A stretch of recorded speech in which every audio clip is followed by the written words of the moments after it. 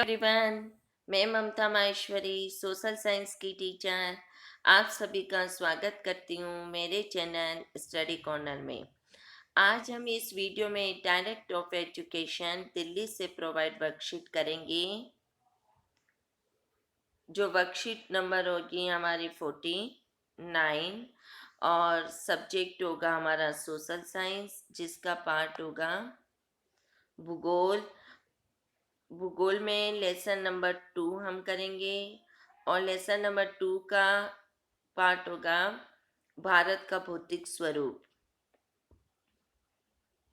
और ये class 9th की है और डेट हमारी आज होगी 3 नवंबर 2020, यानी कि 3 नवंबर 2020।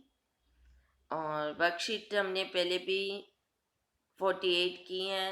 49 1 से लेकर 48 तक सभी वर्कशीट मेरे चैनल प्लेलिस्ट में मिल जाएगी। स्टडी कॉर्नर के प्लेलिस्ट में आपको मिल जाएगी। आप सभी उसे बार बार सुनते रहिए, देखते रहिए, समझते रहिए। और आज हमारी वर्कशीट होगी 49। तो बच्चों, आप सभी वर्कशीट को समझते रहिए और अपने फ्रेंड के साथ भी शेयर करते रहिए और सब्सक्राइब भी करते रहिए। तो चलते हैं हम वर्कशीट की ओर।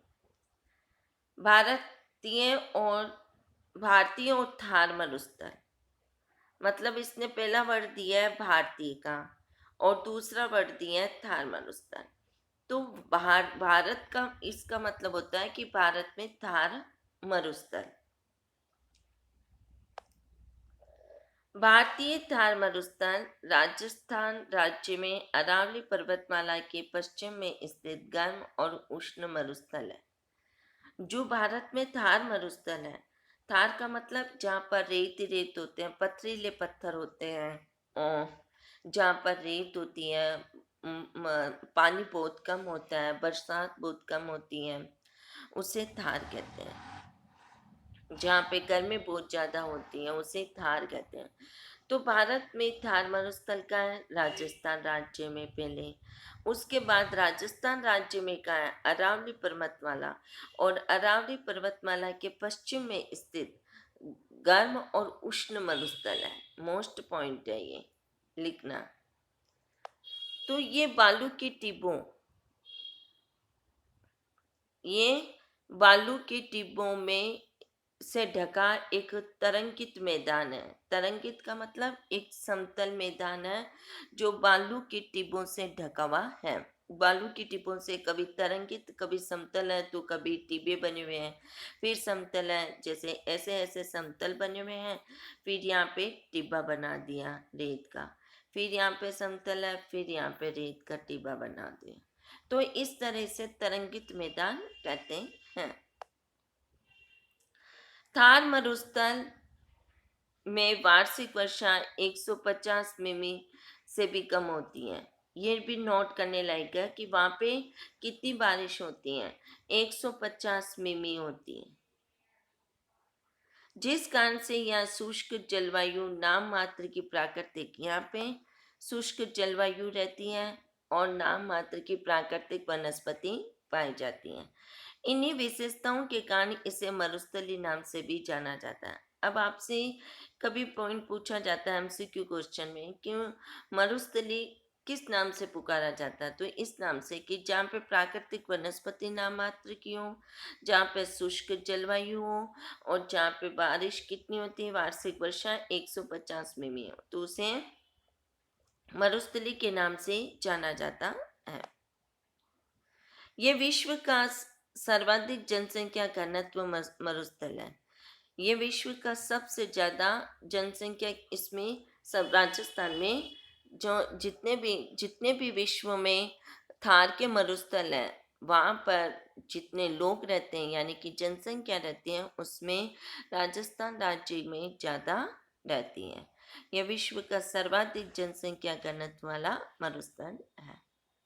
ऐसा माना जाता है कि मेसोजाइक कल्प में ये क्षेत्र समुद्र के अंदर स्थित था।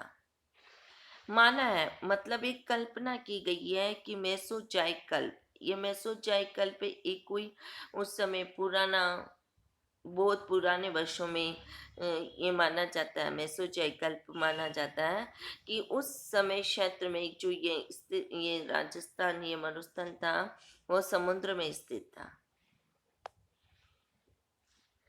इस अनुमान की पुष्टि जैसलमेर के पास ब्रह्मसर से मिले समुद्री अवसादों और आकलवुड फॉसिल पार्क से प्राप्त हुए प्रमाणों से होती है।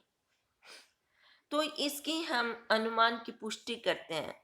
इस जैसे कि ये मेसोजाइकल्प का मतलब प्रूफ बताइए कि हमें ये किस तरह समुद्र में स्थित था। तो इसकी पुष्टि हुई है जैसलमेर के पास एक ब्रह्मसैर ब्रह्मसैर से मिले समुद्र अवसाद, समुद्र के ब्रह्मसर वहाँ का एक जिला है, वहाँ पर अवसाद मिले हैं और आकलवुड फॉसिल पार्क से प्राप्त हुए प्रमाणों से होती है। वुड फॉसिल्स की आयु लगभग 180 मिलियन वर्ष आंकी गई है।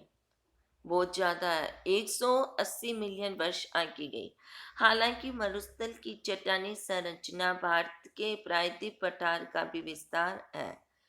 जो मरुस्थल की चट्टानी संरचना है वो भारत के प्रायद्वीपीय पठार का ही विस्तार है। फिर भी शुष्क परिस्थितियों व वायु की क्रियाओं व भौतिक अपरदन के कारण इसकी धरातलीय विशेषताएं प्रायद्वीपीय पठार से भिन्न होती हैं। मतलब कुछ तो भिन्नता है, प्रायद्वीपीय पठार में तो बारिश होती है, लेकिन राजस्थान के मरुस्थल में बारिश नहीं होती है, तो कुछ अलग विशेषता है। मशरूम रॉक, बालू का टिब्बा, बरकान, जुगेन आदि प्रमुख मरुस्थलीय भू आकृतियां पाई जाती हैं। वेरी मोस्ट, इसमें भू आकृतियां कौन कौन सी पाई जाती हैं? मशरूम रॉक पाई जाती है, बालू का टिब्बा, बरकान और जुगेन आदि प्रमुख मरुस्थलीय भू आकृतियां पाई जाती हैं। बरकान बरकान अर्धचंद्राकार बालू का टीला है। जो बरकान है वो अर्धचंद्राकार बालू का टीला है, मतलब ऐसे ऐसे बना हुआ है, चंद्रकार। पूरा चंद्रमा गोल होता है, अर्धचंद्राकार इतना ऐसे बना हुआ है बालू का टीपा, ऐसे रेत के टीपे बने हुए का विस्तार बहुत अधिक क्षेत्र पर होता है। इसका बहुत अधिक क्षेत्र पर विस्तार है। लेकिन लंबवत टीले भारत पाकिस्तान सीमा के समूह प्रमुखता से पाया जाता है और भारत पाकिस्तान की सीमा भी लग जाती है वहाँ पे। जब कभी आप जैसलमेर जाएं तो बरकान के समूह को देखेंगे, वहाँ पे बहुत अच्छा लगता है वो दूर से, और रात के समय तो बहुत ही सुंदर लगता है। जब कभी भी आप सभी बच्चे जाएं तो राजस्थान की सैर करना और वहाँ पे जैसलमेर जरूर जाना, और जैसलमेर में बरकान का टीला जरूर देखना। ढाल के आधार पर थार मरुस्थल को दो भागों में बांटा जाता है। उत्तरी भाग जिसका ढाल पाकिस्तान के सिंध प्रांत की ओर है, मतलब फर्स्ट भाग है जो उत्तरी भाग है वो पाकिस्तान के सिंध प्रांत की ओर है। और दक्षिण भाग है जिसका ढाल कच्छ के रण की ओर जाता है, मतलब एक तो कच्छ की तरफ घुस जाता है और दूसरा पाकिस्तान की तरफ चला जाता है।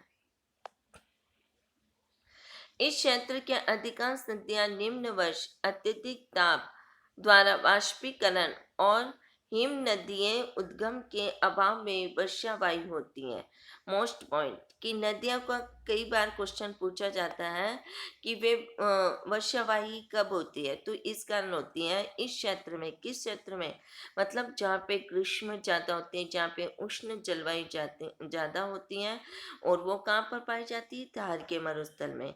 तो वहाँ के थार के मरुस्थल की नदियाँ निम्न वर्ष होती हैं, अत्यधिक ताप के द्वारा वाष्पीकरण होती है, और किसी हिमनदीय उद्गम के अभाव, मतलब हिमनदीय उद्गम में नहीं होती हैं, वह अपना आप ही होती हैं, तो वर्षावाही होती है। अर्थात इन नदियों में केवल वर्षा मौसम के समय ही जल पाया जाता है। इन नदियों में हमेशा जल नहीं रहता है, केवल जब वर्षा का मौसम होता है तभी जल पाया जाता है। यहाँ की अधिकांश नदियां अंतःप्रवाह अपवाही प्रणाली का उदाहरण है। जो जा मतलब अधिकांश नदियां क्या होती हैं, उद्गम तो होती नहीं है और वर्षा के मौसम के समय ही उनमें जल पाया जाता है, इसलिए इसे प्रवाह अपवाह प्रणाली कहा जाता है। यहाँ की अधिकांश नदियां थोड़ी दूर तक प्रवाहित होने के बाद किसी झील या प्लायमा में मिल जाते हैं। थोड़ी दूर तो प्रवाहित होती है, फिर किसी झील झील का दूसरा नाम क्या है? प्लाया।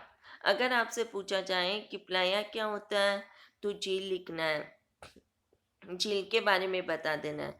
और अगर झील के बारे में पूछना है तो फिर आप झील के बारे में बता सकते हैं।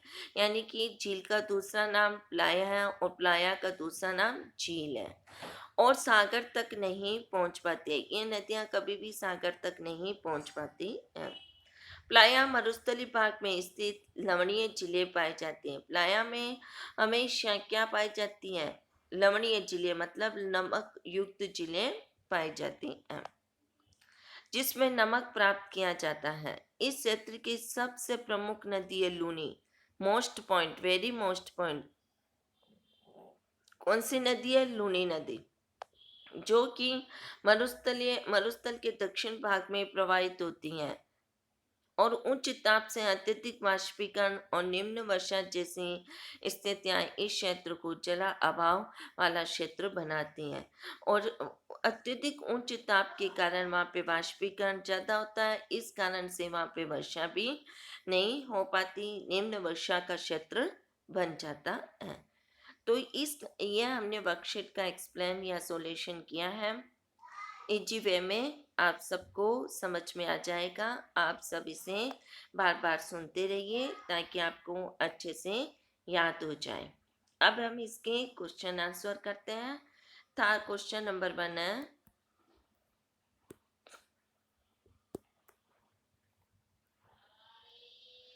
क्वेश्चन नंबर 1, थार के मरुस्थल की अधिकांश नदियां वर्षावाही क्यों हैं? इसका आंसर है, थार के मरुस्थल की अधिकांश नदियां वर्षावाही है क्योंकि वर्षा वर्षा कम होने के कारण। सेकंड पॉइंट, अत्यधिक वाष्पीकरण के कारण। थर्ड पॉइंट, पर्वतीय हिमनद के अभाव के कारण। तो ये फर्स्ट का आंसर है। क्वेश्चन नंबर सेकंड, प्लायामा, मैंने आपको बताया था कि प्लायामा का दूसरा नाम झील है, से आप क्या समझते हैं? तो थार के मरुस्थल में लवणीय झीलें जिनसे नमक निकाला जाता है उन्हें प्लाया क्या कहते हैं। क्वेश्चन नंबर 3, विश्व की सर्वाधिक जनसंख्या घनत्व वाले मरुस्थल की कोई दो जलवायु की विशेषता बताइए। तो इसका आंसर होगा पॉइंट नंबर 1, या वर्षा कम होती है अर्थात शुष्क जलवायु है। पॉइंट नंबर 2, ग्रीष्म ऋतु में तापमान शुष्क रहता है। पॉइंट नंबर 3, वनस्पति का अभाव है।